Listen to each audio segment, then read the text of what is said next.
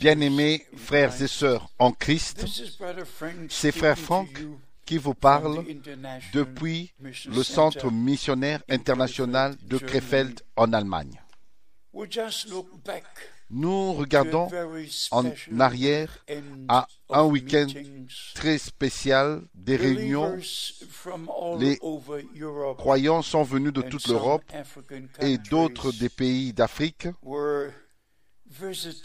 Ils nous ont rendu visite et je pense que nous étions à peu près 1200 rassemblés pour entendre, pour écouter la parole de Dieu. Et ce qui m'a beaucoup impressionné est que la parole de Dieu a été vraiment révélée à chacun.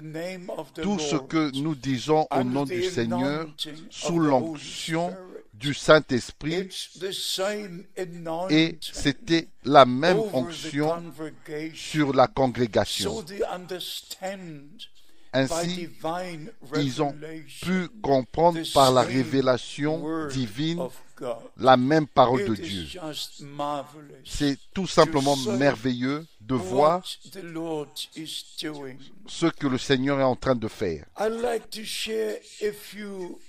J'aimerais partager avec vous quelques écritures. La première est dans 2 Pierre chapitre 1. Tout ça, ce que le Seigneur a dit et ce que les prophètes ont dit et les apôtres, aucune prophétie ne peut être l'objet d'une interprétation particulière. Dieu a utilisé les prophètes pour prédire ce qui devait arriver.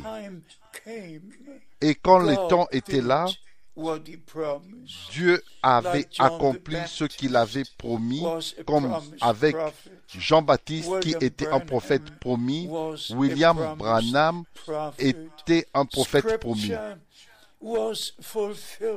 L'Écriture fut accomplie devant nos yeux. Mais maintenant, mes bien-aimés, depuis que Jean-Baptiste n'est plus là, l'apôtre Paul n'est plus là, et frère Branham n'est plus là, qu'en est-il maintenant? Avons-nous été ordonnés, déterminés par le Dieu Tout-Puissant? Sommes-nous appelés au ministère pour apporter la parole de Dieu comme elle a été révélée à frère Branham, que j'ai connu personnellement pendant 10 ans. Dans 2 Corinthiens, au chapitre 3, l'homme de Dieu dit, au verset 6, il nous a aussi rendus capables d'être ministres d'une nouvelle alliance, non de la lettre, mais de l'esprit. Car la lettre tue, mais l'esprit vivifie. T'a-t-il fait et t'a-t-il rendu capable, mon bien-aimé frère ministre de la parole de Dieu? Vous ne pourrez pas comprendre, mes bien-aimés frères et sœurs en Christ, quelle responsabilité va avec un appel direct au ministère. Et dans 2 Corinthiens chapitre 4, au verset 1, nous lisons, c'est pourquoi, ayant ce ministère, selon la miséricorde qui nous a été faite, nous avons reçu ce ministère. Nous ne perdons pas courage. Bien-aimés, avant que nous n'ayons un ministère déterminé par Dieu, il doit avoir un appel à ce ministère. Et au verset 2, la deuxième partie, l'homme de Dieu dit, et nous n'altérons point la parole de Dieu, et nous n'avons point une conduite astucieuse, mais en publiant la vérité. Gloire soit rendue au Dieu Tout-Puissant. Une conduite astucieuse, et nous n'altérons point la parole de Dieu, mais en publiant la vérité, nous nous recommandons à toute conscience d'homme devant Dieu. C'est mon témoignage. Et je ne me vante pas. Mais ceci est mon témoignage. Partout où je prêche la parole de Dieu, la vérité triomphe. La vérité est manifestée. Et il n'y a aucun mensonge dans la vérité. Aucune interprétation, mais la révélation divine sur la parole de Dieu. Et au verset 5, nous lisons, nous ne prêchons pas nous-mêmes. Nous ne nous prêchons pas nous-mêmes. C'est Jésus-Christ le Seigneur que nous prêchons. Avez-vous entendu ce que l'apôtre a dit? Nous ne nous prêchons pas nous-mêmes. Je ne prêche pas frère Franck, et non plus, je ne prêche pas Paul, non plus frère Branham, mais je prêche ce que Dieu a révélé à Paul. Je prêche la vérité de la parole de Dieu.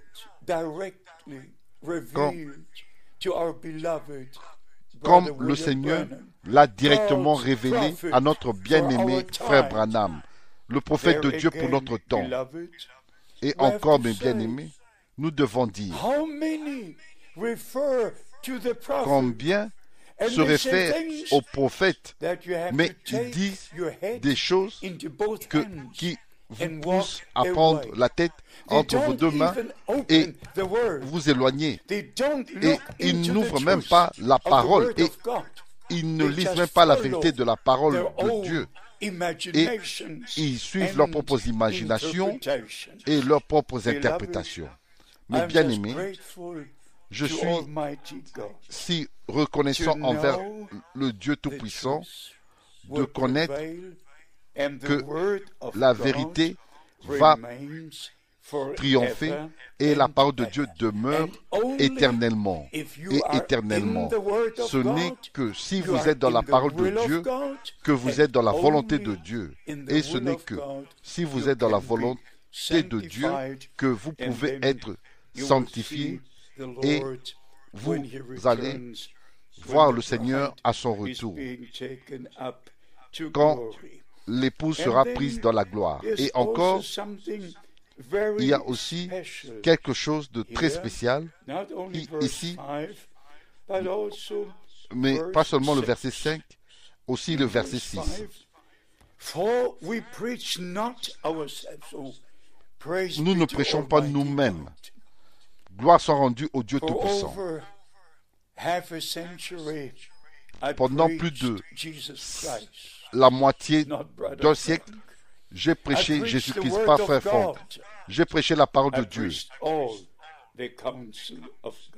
J'ai prêché tout le conseil de Dieu.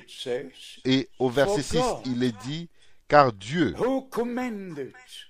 qui a dit, la lumière brillera du sein des ténèbres, a fait briller la lumière dans nos cœurs pour faire resplendir la connaissance de la gloire de Dieu sur la face de Jésus-Christ. Le même Dieu qui a parlé que la lumière soit est le même Dieu qui nous parle maintenant, aujourd'hui. Ainsi, mes bien-aimés, pour le dire en quelques minutes, nous vivons maintenant à la fin du temps de la fin. Et quiconque celui qui lit les Saintes Écritures sait que le retour de notre Seigneur, la seconde venue de Christ, est imminente. Et nous devons être prêts. Ainsi, nous devons retourner à ce qui avait été dit à Frère Branham, comme tous le savent, ceux qui prétendent être dans le message. Et même maintenant, permettez-moi de dire ceci. Si vous êtes dans le message, vous êtes dans la parole de Dieu. Si vous n'êtes pas dans la parole de Dieu, vous n'êtes pas dans le message de l'heure. La parole promise de Dieu est le message de l'heure. Et William Branham avait reçu un appel divin direct et un mandat. De même que Jean-Baptiste fut envoyé pour préparer la première venue de Christ, le message qui t'a été confié sera le précurseur de la seconde venue de Christ. Ceci, c'est de la manière que c'est sorti de la bouche de celui qui a parlé de la lumière surnaturelle le 11 juin 1933.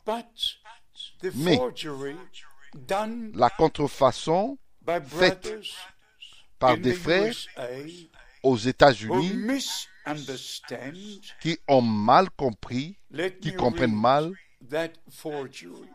et permettez-moi de vous lire la falsification. De même que Jean-Baptiste fut envoyé pour préparer la première venue de Christ, de même tu es envoyé pour préparer la seconde venue. Ceci est criminel. Ceci est aussi mauvais que la séduction que Satan avait tendue à Ève. C'est terrible. C'est mortel. Le mot message n'est plus trouvé dans la falsification. Mais le Seigneur a envoyé William Branham, le messager, pour apporter le message. Et ce message qu'il a apporté était retourné à la parole de Dieu en révélant tout le conseil de Dieu et nous ramenant aux enseignements originaux de la parole de Dieu. Le message original doit être apporté vers toutes les nations avant la seconde venue de Christ, avant que cela ait lieu. Imaginez-vous, un seul mot qui a changé. Dans plus de 100 fois, Frère Branham a dit que cela n'a pris qu'un mot que Satan a changé et a ajouté quand il a parlé à Ève, et la chute, la mort étaient les conséquences de cela. Mais pourquoi est-ce qu'ils ont changé? Pourquoi ils ont changé ça? Pour dire, avec William Branham, tout est fini. Nul n'a le droit de prêcher. Nul n'a le droit de prétendre qu'il a reçu un appel. Tout est fini. Permettez-moi de vous dire ceci dans le nom du Seigneur. Quand Frère Branham avait quitté la terre en 24 décembre 1965, le monde n'avait pas encore entendu parler du message. Ce n'est que quand il fut repris dans la gloire, son message fut apporté vers toutes les nations. Et quand je regarde en arrière, à plusieurs années, que Dieu m'a accordé le privilège de visiter 157 pays personnellement pour prêcher le message de l'heure. Que le peuple de Dieu puisse savoir qu'il a envoyé son serviteur, son prophète, pour apporter le message, la parole promise de Dieu. Bien-aimés, croyez-vous ce qui avait été dit à William Branham, que le message qui lui a été confié va précéder la seconde venue de Christ, ou allez-vous croire la falsification que tout est déjà fini avant la seconde venue et Dieu est encore en train d'appeler et le message est encore en train d'être prêché à toutes les nations. Et ma prière est que Dieu va ramener son peuple à sa parole et ce que nous croyons, chaque parole de Dieu telle qu'elle est écrite,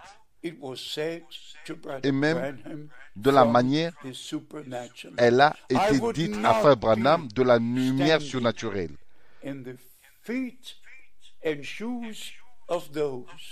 Je ne me mettrai pas dans les chaussures de ceux qui ont changé cela. Dieu n'a jamais changé sa parole, il n'a jamais changé son mandat et Dieu ne change pas. Et tout ce qu'il dit demeure pour toujours. Bien-aimés, que Dieu vous bénisse et qu'il soit avec vous. Je dois prendre les choses de Dieu au sérieux pour partager avec vous la parole de Dieu dans toutes les nations sur la terre. Que les bénédictions du Dieu Tout-Puissant reposent sur vous dans le saint nom de Jésus. Amen.